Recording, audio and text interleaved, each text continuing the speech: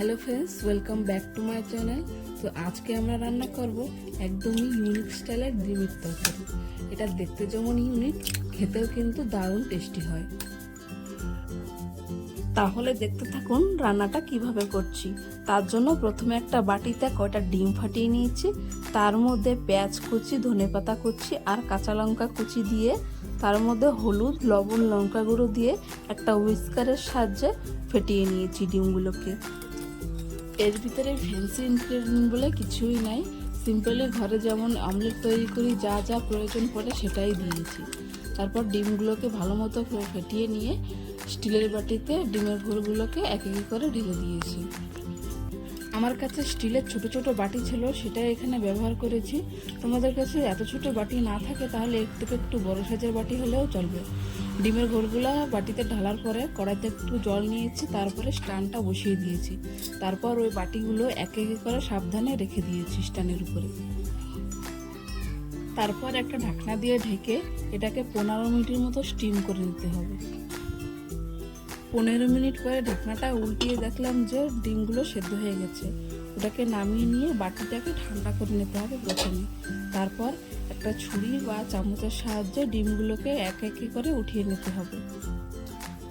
সব বাটির থেকে ডিমগুলো উঠানো হয়ে যাওয়ার পর এদিকে তরকারির জন্য একটা গ্রেভি তৈরি করব। তার জন্য একটা মিক্সিং জারে একটা টমেটো, একটা পেঁয়াজ, কয়টা রসুনের কোয়া আর আদা দিয়ে সেটাকে ভালো মতো মিক্সিং জারে ব্লেন্ড করে নিয়েছি। গ্রেভির পেস্ট তৈরি করার পর দুটো আলু ছুলে নিয়ে কিউব শেপে কেটে নিয়েছি। ওটাকে হলুদ আর লবণ দিয়ে ব্রাউন করে ভেজে তুলে রাখবো। আলুগুলোকে এইভাবে কেটে ভেজে রান্না করলেও চলবে কিংবা সেদ্ধ করে রান্না করলেও চলবে। আমি এখানে আজ ভেজেই রান্না করব। আলুগুলোকে ভালো মতো ভেজে তুলে রেখেছি। তারপর সেম কড়াইতে জিরে আর তেজপাতা ফুটিয়ে আগে থেকে রেডি করে রাখা গ্রেভির পেস্ট দিয়ে দেবো। এর মধ্যে হলুদ, লবণ, লঙ্কা গুঁড়ো, জিরে গুঁড়ো আর ধনে গুঁড়ো আর গরম মশলা গুঁড়ো দিয়ে ভালো মতো পেস্টটাকে ভেজে নেব। তারপর আগে থেকে ভেজে রাখা আলুগুলো দিয়ে আরেকটু সময় কষিয়ে নিয়ে জল ঢেলে দেবো তার মধ্যে।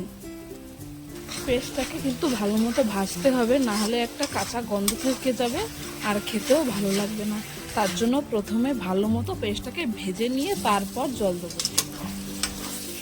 জল যখন ফুটে উঠবে তখন আগে থেকে ভাপিয়ে রাখা ডিমগুলো দিয়ে তারপর একটা ঢাকনা দিয়ে ঢেকে দেবো। ঢাকনাটা দেওয়ার পর তরকারিটাকে আরও 10 মিনিটের মতন কুক করে নেব। শেষের দিকে যখন ঝোলটা শুকিয়ে আসবে, মানে গাঢ় হয়ে আসবে, তখন ধনেপাতা দিয়ে হালকা একটু নাড়িয়ে চাড়িয়ে তরকারিটাকে নামিয়ে নিতে হবে। এই তরকারিটা খেতে কিন্তু দারুণ টেস্টি হয়েছিল। বাড়িতে একবার রান্না করে খেয়ে দেখবেন, খুবই ভালো লাগবে তোমাদের কাছে। এমনই যদি নতুন নতুন রেসিপির ভিডিও চাও তাহলে আমার চ্যানেলটিকে অবশ্যই সাবস্ক্রাইব করে রেখো।